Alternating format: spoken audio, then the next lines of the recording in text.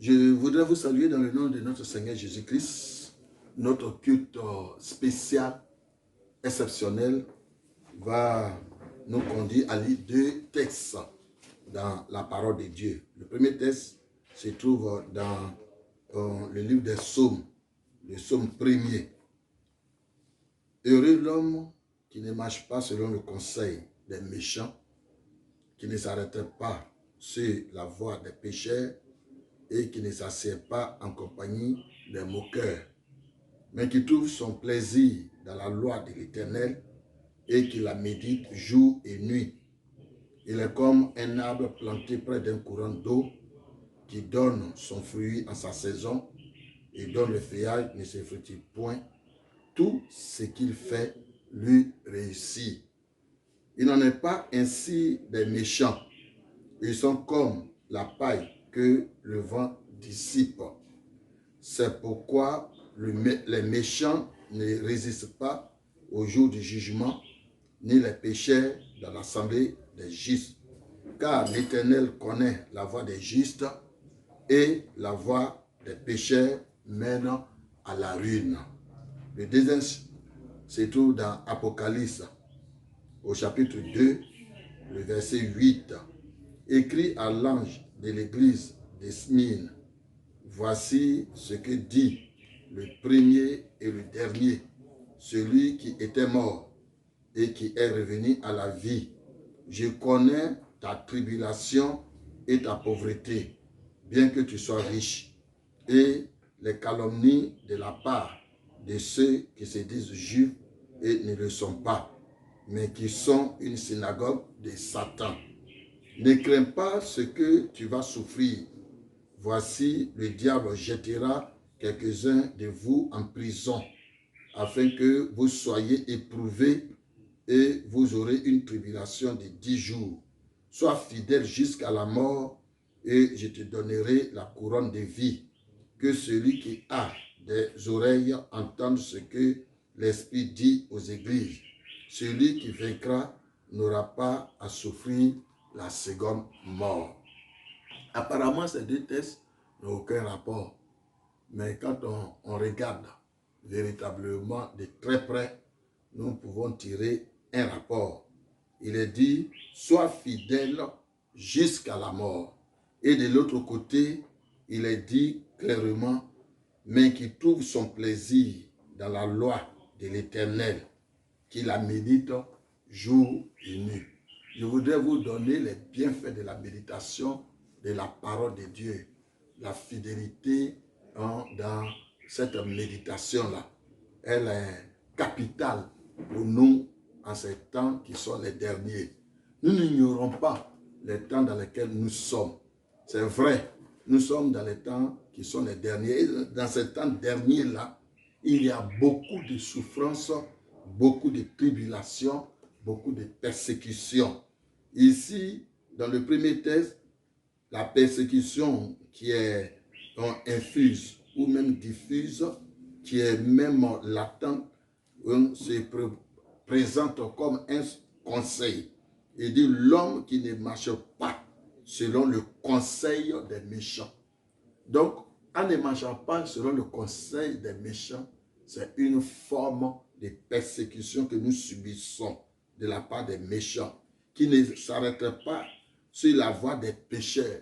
Quand quelqu'un ne s'arrête pas sur la voie des pécheurs, les pécheurs ici font des choses qui ne sont pas à la gloire de Dieu. C'était le cas de disons, de Lot. Il dit, il maîtrisait son âme, oui, de ce qu'il voyait et de ce qu'il entendait. Il n'était pas conforme aux gens de son temps, les gens de Sodome et de Gomorrhe. Son âme était véritablement maîtrise. Et ici encore, il est parlé, il dit qu'il ne s'assied pas en compagnie des moqueurs. Quand les gens ne se donnent pas au Seigneur et ils ne peuvent pas t'atteindre dans leurs péchés et dans leur méchanceté, alors ils sont là pour, je pourrais dire, pour se moquer. Et cette moquerie vient pour meurtrir notre âme.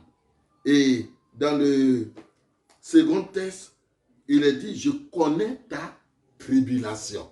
Je connais ta tribulation et ta pauvreté, bien que tu sois riche. Ici, c'est les temps derniers. La persécution ne sera pas diffuse ni infuse, ne sera même pas latente, mais elle sera ouverte. Donc, cette persécution ouverte-là va s'attaquer aux chrétiens, va s'attaquer à ceux qui veulent être fidèles. Mais la solution à cette persécution, à cette tribulation, oui, à ces choses qui vont atteindre même notre âme, c'est la parole de Dieu. C'est la parole de Dieu.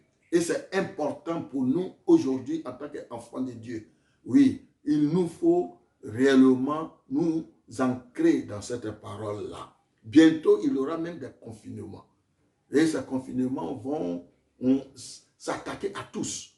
Nous serons obligés de rester chacun chez soi. Oui, chacun doit rester chez lui à la maison, conformément aux prescriptions que donnera le chef de l'État, que donnera le gouvernement, que donnera les autorités, en tout cas, de ce pays. Et ça, c'est important. C'est vraiment important. Et chacun doit rester chez lui pour éviter la propagation du virus dans lequel nous tous, nous sommes réellement plongés. Parce que la contamination est réelle. Elle est vraiment réelle. Et chacun va se confiner selon ses moyens. Il y en a qui n'auront rien à manger, c'est une forme de persécution, de tribulation. Il y en a qui vont s'inquiéter de leurs parents qui sont ailleurs et qui n'ont rien à manger. C'est aussi une forme de persécution. Mais dans tout cela, le Seigneur veut que nous restions sereins et que nous aimions sa parole. C'est pour cela qu'il dit, mais qui trouve son plaisir dans la parole de Dieu, dans la méditation de la parole de Dieu, dans la loi de l'Éternel. Ici, il ne s'agit pas de prendre la méditation de la parole de Dieu comme une corvée, mais plutôt comme un délice. Ouais, aimer la méditation de la parole de Dieu, c'est la solution. Rester à la maison, méditer, prier, aller et être un avec l'Éternel des armées. C'est là la solution. Oui, cette solution vient pour nous donner d'être comme Jésus, pour nous donner d'être comme le Seigneur lui-même. Nous voulons être comme lui. Nous voulons nous attacher à lui. Et donc, nous devons méditer la parole de Dieu. Le résultat, il dit, tout ce qu'il fait lui réussit. Tout ce qu'il fait lui réussit. Et c'est important. Dans le livre de Josué au chapitre 1er, le verset 8, il est dit clairement que de croire et de méditer la parole de Dieu jour et nuit. C'est en cela que nous réussirons. Ça sera que nous aurons du succès. Il dit que le livre de la loi ne s'éloigne pas de ta bouche. C'est important. Aujourd'hui, l'heure est à la méditation de la parole de Dieu. Mais cette méditation ne doit pas être perçue comme une corvée, comme je l'ai dit.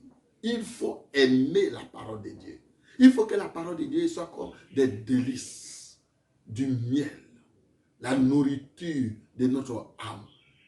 Cette parole doit nous faire du bien. Et c'est en cela que nous allons réussir dans tout ce que nous allons faire. Et c'est important. Dans le psaume 37, le verset 4, il est dit, fais de l'Éternel tes délices et il te donnera ce que ton cœur désire. Ici, il ne s'agit pas des besoins. Nous avons dépassé le cadre même des besoins. Mais ici, ce sont les désirs.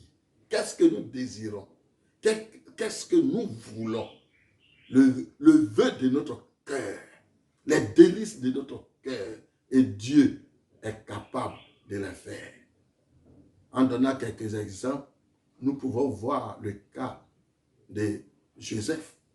Il a été vendu, vilipendé, confiné même.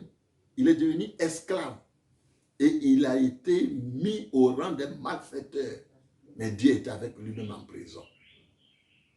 C'est aussi le cas des compagnons de Daniel.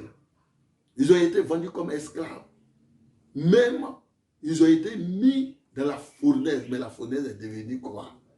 Climatisée pour eux. Ce fut le cas de Job. Plus d'années dans la disette. Je pourrais dire, lui, l'homme le plus considéré de l'Orient. Mais il est devenu l'homme le plus méprisable de l'Orient. Mais dans tout cela, la Bible le dit clairement. Il n'a même pas péché par sa bouche, par ses lèvres. Et Dieu l'a élevé. Même l'apôtre Paul a été confiné en prison. Mais dans la prison, avec Silas, ils ont élevé la voix pour louer Dieu. Et là, Dieu a envoyé un tremblement de terre pour le faire sortir de cette prison.